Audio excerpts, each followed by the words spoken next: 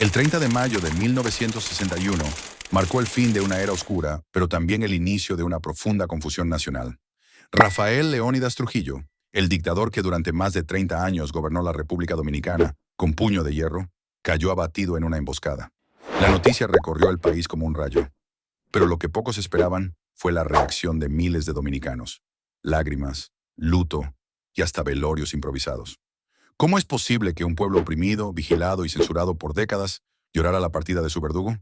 ¿Qué clase de control emocional, psicológico y social había ejercido Trujillo sobre la gente? ¿Era miedo? ¿O era amor verdadero? ¿Respeto? ¿O una manipulación tan profunda que se confundía con devoción? Hoy vamos a viajar al corazón del pueblo dominicano de la época, a las esquinas donde se rezaba por su alma, a las casas donde su retrato colgaba al lado del de Jesucristo y a los micrófonos de la radio que lloraban su pérdida. Esta es una historia impactante, una que te hará reflexionar sobre el poder de la propaganda, el miedo y cómo se construye un culto a la personalidad. Antes de comenzar, te invitamos a suscribirte a nuestro canal, activar la campana de notificaciones y dejar tu like si te gusta este tipo de contenido que desentierra las verdades más ocultas de nuestra historia. Déjanos en los comentarios tu opinión sobre este tema tan polémico. Ahora sí, entremos en materia. ¿Por qué la gente lloró la muerte de Trujillo?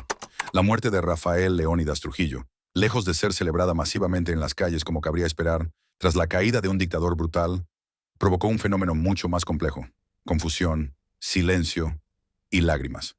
Pero no lágrimas unánimes de alivio o justicia. Number. Muchas fueron lágrimas de miedo, incertidumbre y hasta de genuina tristeza. ¿Cómo es posible que se llore la muerte de un dictador? La respuesta se esconde en varias capas de la realidad dominicana de entonces. Primero, muchos dominicanos no conocían otra vida. Trujillo estuvo en el poder por 31 años. Una generación completa creció, se casó y tuvo hijos bajo su sombra. Para ellos, la figura del jefe era como el sol. Siempre había estado ahí. Quitar ese sol de repente era dejar al país en tinieblas. Además, Trujillo había logrado crear una estructura de dependencia total. Si alguien tenía un empleo, una beca, una ayuda, una vivienda, muchas veces era gracias a una gestión directa del jefe. Esto generaba una relación psicológica de deuda.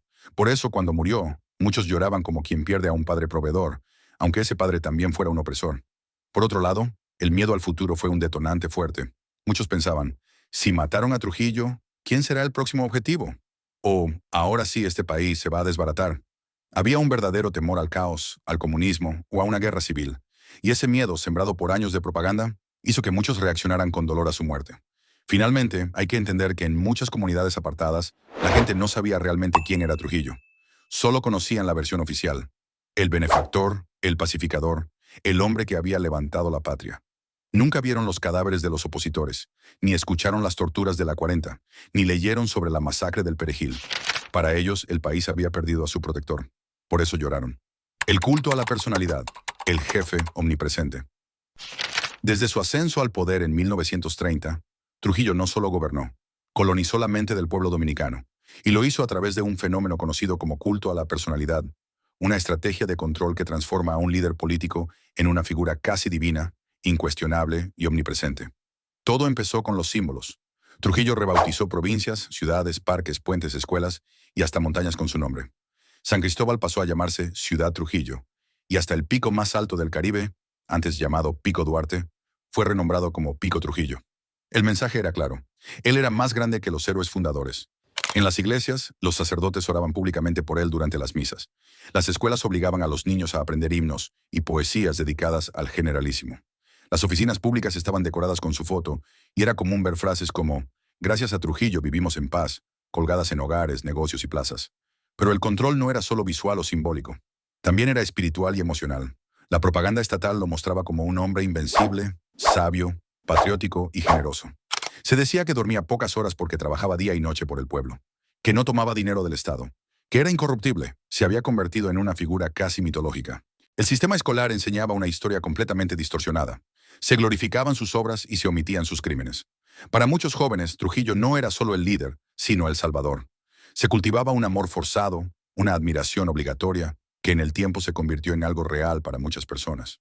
Además, toda la vida nacional giraba en torno a su figura. Para celebrar un cumpleaños del jefe, se cerraban escuelas y se hacían desfiles. Si alguien no mostraba suficiente entusiasmo en estas actividades, podía ser reportado, vigilado y hasta desaparecido. Por eso decimos que Trujillo era omnipresente. No solo estaba en todas partes, también estaba dentro de la mente de la gente. Había una sensación constante de que, incluso sin estar físicamente presente, él lo sabía todo, lo veía todo. Era como un dios que no podía ser desafiado sin consecuencias. Y cuando ese dios fue asesinado, lo que quedó fue una mezcla de vacío, confusión y miedo, porque ya nadie sabía cómo vivir sin él, aunque él nunca les permitió vivir libres. El miedo que paralizaba, la represión silenciosa. ¿Y qué pasaba si alguien pensaba diferente? Bastaba con un chisme o una mirada para que los CALIES o el Servicio de Inteligencia Militar, dirigido por Johnny Aves, tomaran cartas en el asunto. Detenciones sin explicación, desapariciones, torturas, asesinatos. En un país donde nadie podía hablar libremente, el miedo fue el principal instrumento de control. Y ese miedo era tan fuerte que incluso tras su muerte, muchas personas no sabían si debían estar felices o temerosas de lo que vendría después. Muchos lloraron simplemente por temor. Si lo mataron, ¿quién nos protegerá ahora?, se preguntaban. Otros pensaban que vendría una guerra, o que el país sería invadido por comunistas. El benefactor y los favores personales Trujillo tenía una política muy clara. Si me eres leal, yo te doy todo. A muchos ciudadanos pobres les dio casas, becas, empleos e incluso negocios completos. A los campesinos les daba tierras, a los militares los llenaba de privilegios y a los artistas les financiaba carreras. Claro, siempre que cantaran sus alabanzas. Miles de personas vivieron una vida relativamente cómoda gracias a favores del régimen. Para esas personas, Trujillo era un héroe. El dolor por su muerte era real, aunque basado en conveniencia y dependencia, no en valores. Durante décadas, Trujillo mantuvo un control férreo sobre la prensa. Todo lo que se publicaba era supervisado por el régimen. La gente no conocía otra realidad.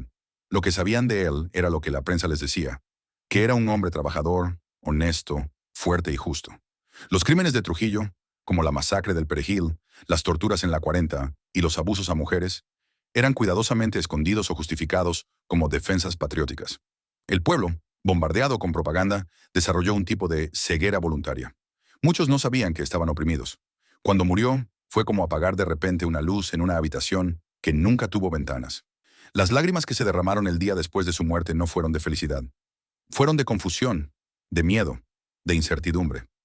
Algunos lloraban por lo que sabían que perdían, sus beneficios, otros por lo que creían que venía, el caos, y otros simplemente porque no conocían otro país que no fuera el de Trujillo. Esos llantos no justifican la dictadura, pero la explican. Nos muestran cómo una figura autoritaria puede instalarse en el corazón del pueblo no solo por la fuerza, sino por el control de la información, la manipulación psicológica y el clientelismo. Hoy, más de 6 décadas después, seguimos preguntándonos, ¿cómo pudo un pueblo llorar al dictador que lo reprimía?